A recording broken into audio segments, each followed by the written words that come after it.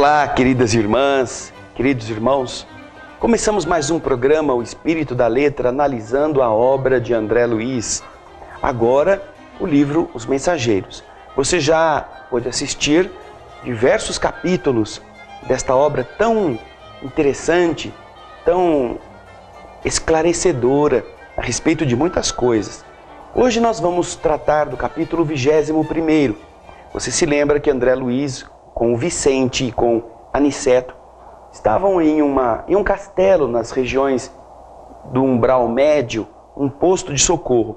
E, aproveitando a experiência, na conversação com Alfredo e Ismália, eles são chamados a participarem da oração junto com os enfermos. No capítulo anterior, ele descreveu como era a defesa contra o mal, aquela estrutura que era construída naquela região para impedir o assédio, o ataque dos espíritos atrasados que lá estavam, porque a função do posto de socorro era ajudá-los, mas nem sempre eles querem ser ajudados. Agora, vamos ao texto do capítulo 21, quando André Luiz vai explicar sobre os espíritos dementados, aqueles que estavam ali para receberem a assistência. Pegue o livro e vamos ao texto. Inúmeros servidores nos acompanhavam ao serviço. Movimentavam-se carregadores sem conta.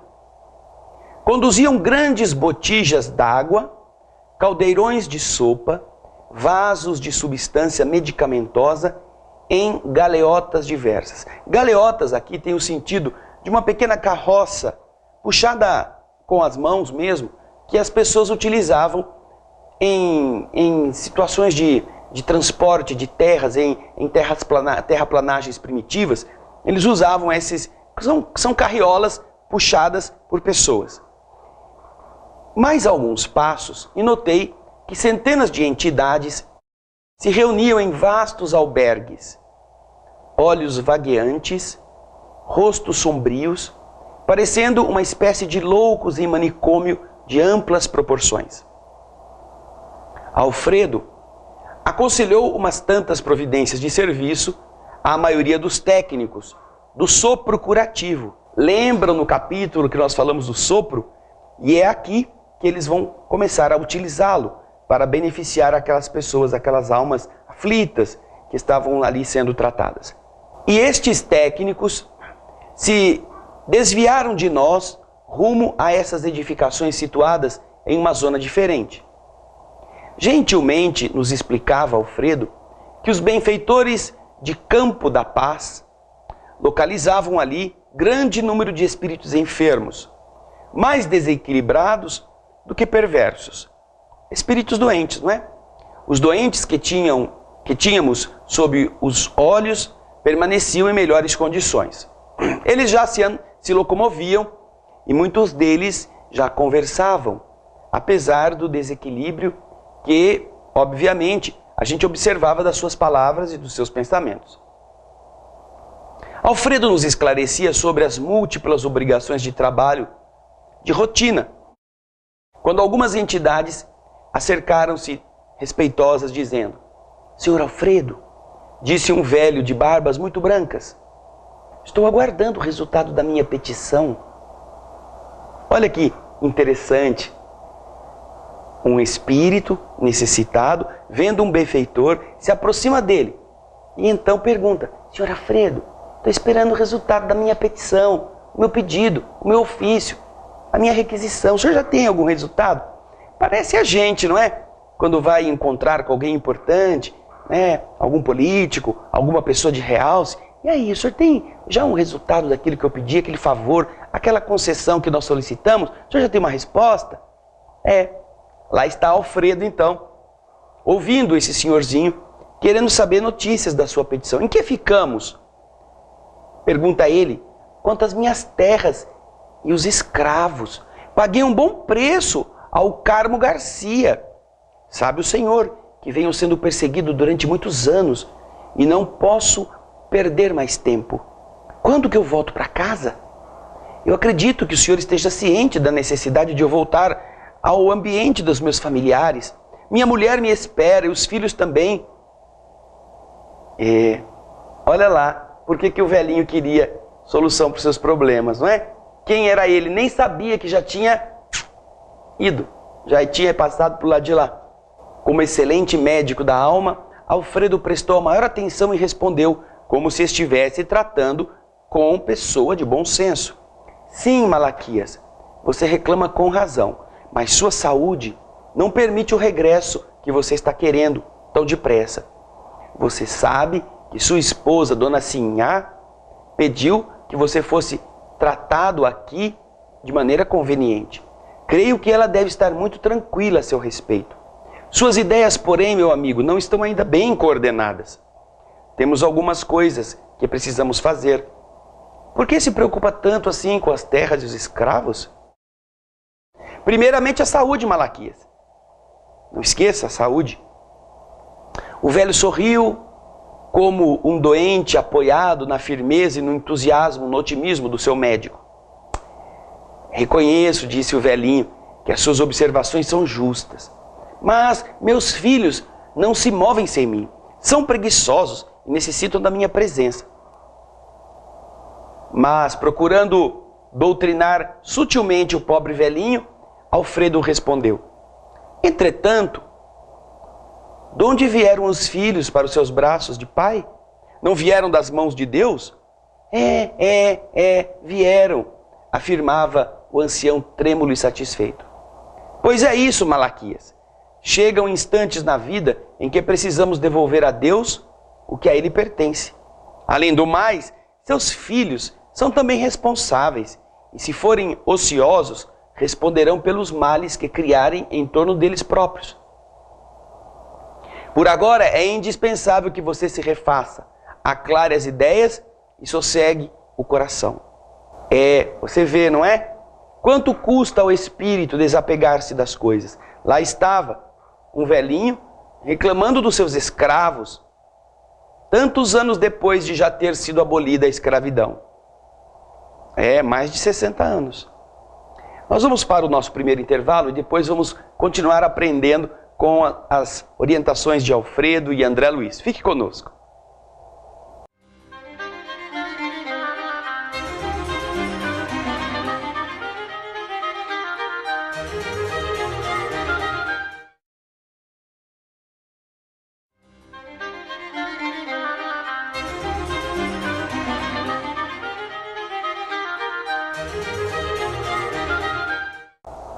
Estamos voltando com o livro Os Mensageiros. Hoje o capítulo 21º, os espíritos dementados. São espíritos que estão aflitos e que André Luiz, juntamente com os seus instrutores, está visitando no posto de socorro daquela colônia chamada Campo da Paz. Estavam ouvindo a petição de Malaquias, um senhor de escravos já desencarnado que ainda não se deu conta que não tem mais a fazenda, não tem mais os escravos. E o Alfredo conversa com ele como se ele de verdade ainda estivesse na carne, estivesse vivo. Depois de ver suas petições explicadas, o velhinho sorriu, conforme o texto nos explica. Mas antes que ele pudesse falar de novo, um cavalheiro, denotando nobre aprumo, distinção, adiantou-se exclamando: e a solução do meu processo, senhor Alfredo? Sinto-me prejudicado pelos parentes de má fé. Minha parte na herança dos avós é cobiçada pelos primos. Segundo já lhe expliquei, meu quinhão é superior aos demais. Soube, todavia, que o Visconde de Cairu interpôs toda a sua influência contra mim. Ninguém ignora tratar-se de um grande velhaco. Que não poderá ele fazer com as artimanhas políticas? Está mal informado a meu respeito. O senhor enviou meu pedido ao imperador? Ah, respondeu Alfredo, já expedi a mensagem. Disse com carinho: o imperador certamente levará em conta a sua solicitação. Entretanto, senhor Alfredo, a demora é muito grande, falou o cavalheiro impaciente, como se estivesse diante de um subordinado vulgar. Ora, meu caro Aristarco, disse o Alfredo, muito calmo, acredito que você está sendo experimentado para conhecer a grandeza da herança divina. Que valem os patrimônios terrestres diante dos patrimônios indestrutíveis, imperecíveis? Não pense no que tem perdido.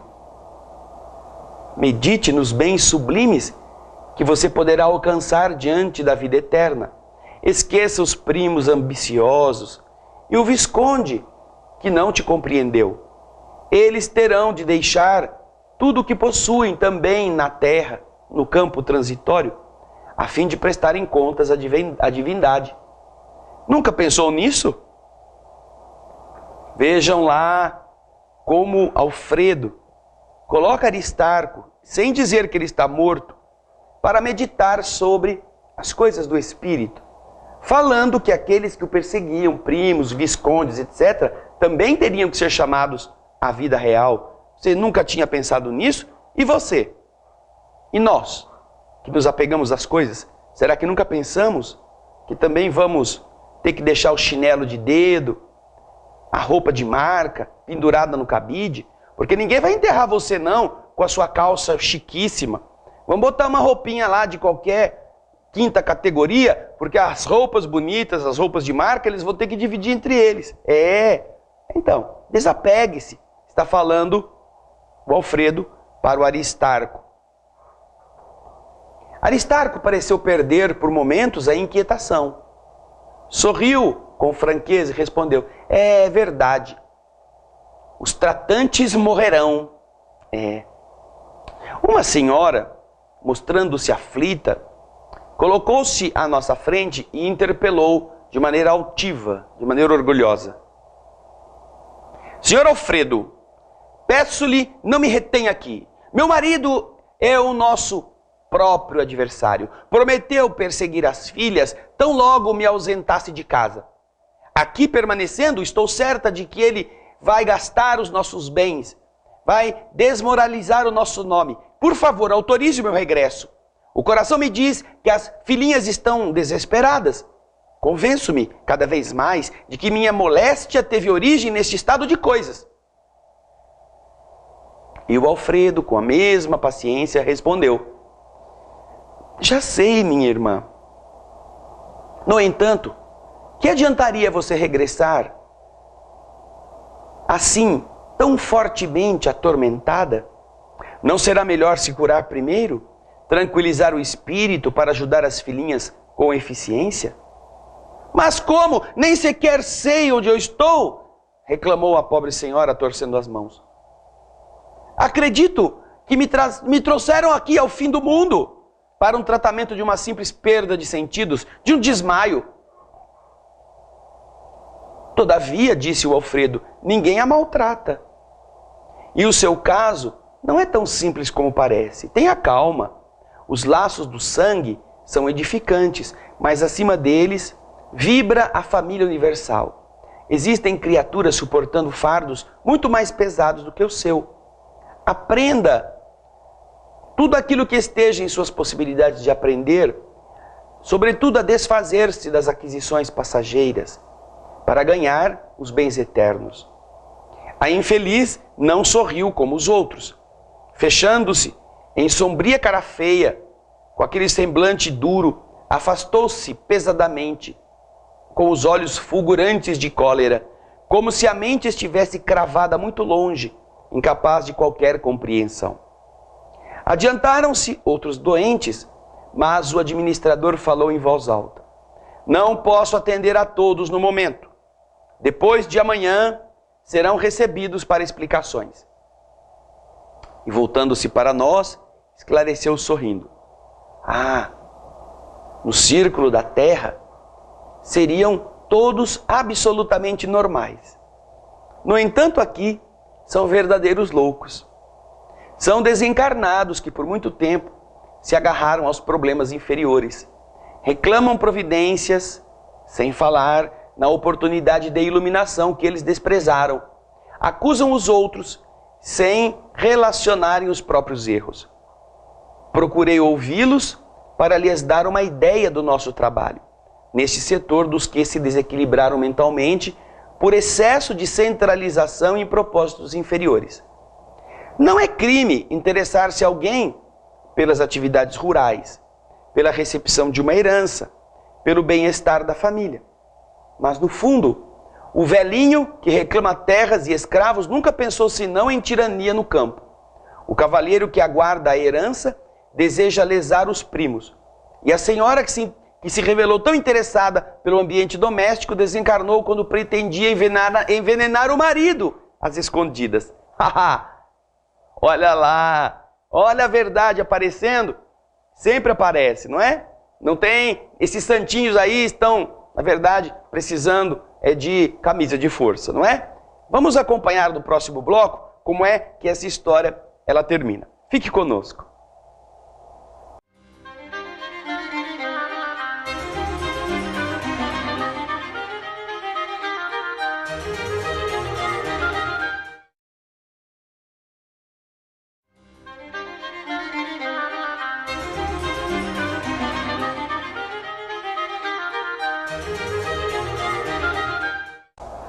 Estamos de volta com o estudo do livro Os Mensageiros, o capítulo 21º, Espíritos Dementados. Estamos no final deste capítulo. Mas antes, vamos meditar um pouco naquilo que o instrutor Alfredo está dizendo ao André Luiz. E o André Luiz, muito nosso amigo, está nos contando.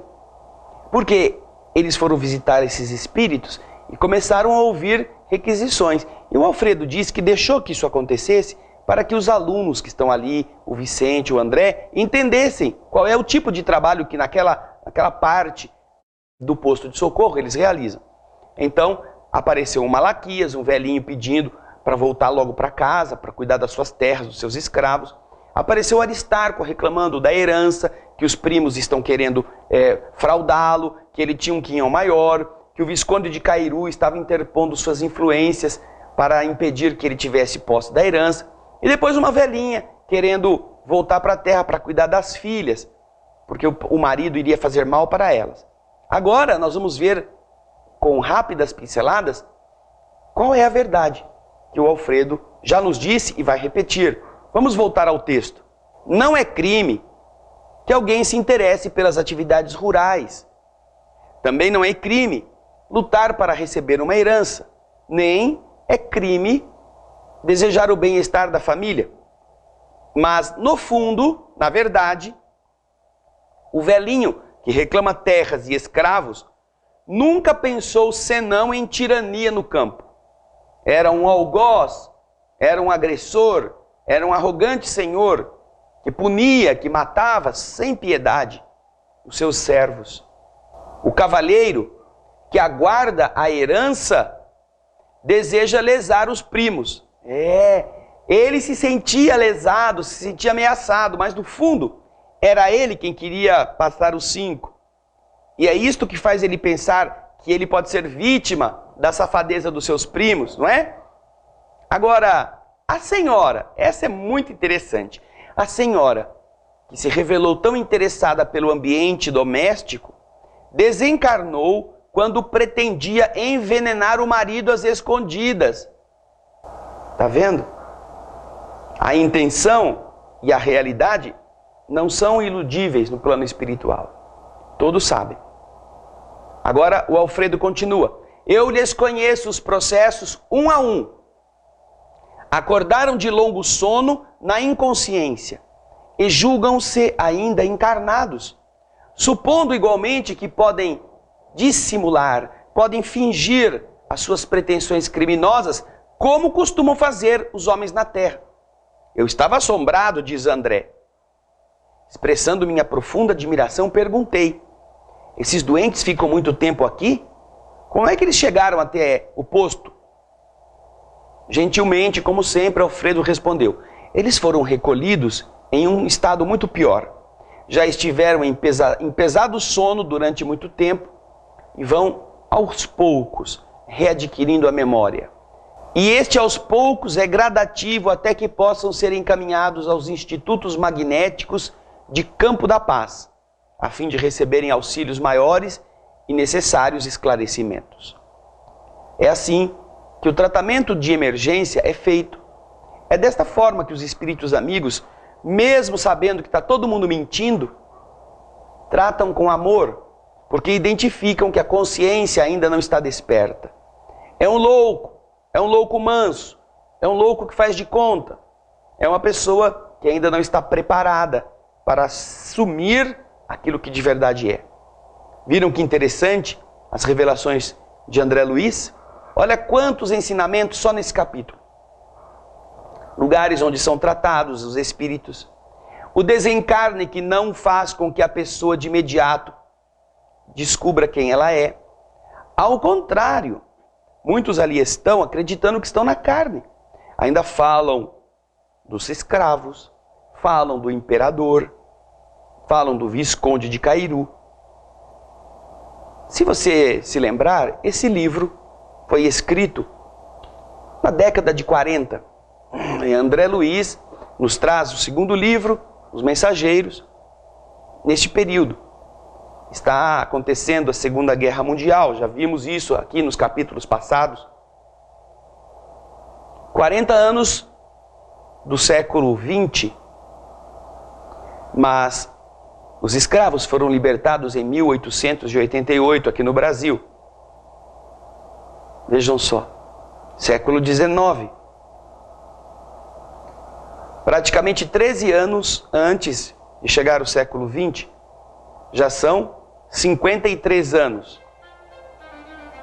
Considerando os detalhes do Malaquias e do Aristarco, eles estão se referindo a questões anteriores a 60 anos, mais ou menos, quando eles estavam encarnados. Então eles desencarnaram naquele período, 60 anos estavam perdidos no umbral, achando que estavam vivos, e foram recolhidos em posto de socorro, e ainda estão achando que estão na carne, querem voltar para a terra, apegados a estas coisas, assombrar aqueles que ficaram, prejudicar aqueles que depois de tantos anos já, inclusive, já podem até ter se desfeito dos patrimônios, ter mudado suas vidas. Que coisa triste para o espírito descobrir que perdeu mais de meio século inconsciente do que ele era, de quem ele era, de onde ele estava. O choque não é menos pequeno, não é menos difícil quando ele descobrir isso por conta própria. Mas isso vai acontecer lá em Campo da Paz. Que nós aprendamos a nos libertar destas coisas que nos prendem ao mundo. Quando você se vê preso a objetos, as donas de casa que ficam presas aos bibelôs da sua sala, da sua cozinha, os homens que ficam presos aos seus caprichos, aos seus carros, vão se tornar espíritos obsessores daqueles veículos. Vão ficar morando nas casas, imaginando que eles estão vivos, tomando conta daqueles feudos e sofrendo, porque vão ver que outros vão destinar os bens que eles acham que são deles para coisas que eles nunca aceitariam. Vão sofrer muito. Não seja assim. Aprenda com André Luiz. Aprenda com esta obra, Os Mensageiros. Fique conosco nos próximos programas, que ainda tem muita coisa que a gente pode aplicar ao que somos. E é isso que o nosso programa, O Espírito da Letra, quer que você sinta. Descubra o que está por detrás dos ensinamentos e aproveite tudo aquilo que pode te fazer uma pessoa melhor. Porque você foi criado por Deus para ser bom, não para ser rico. A sua riqueza é a bondade. Pense nisso. Obrigado pela sua companhia. Até o nosso próximo encontro na semana que vem com o livro Os Mensageiros. Um grande abraço, muita paz.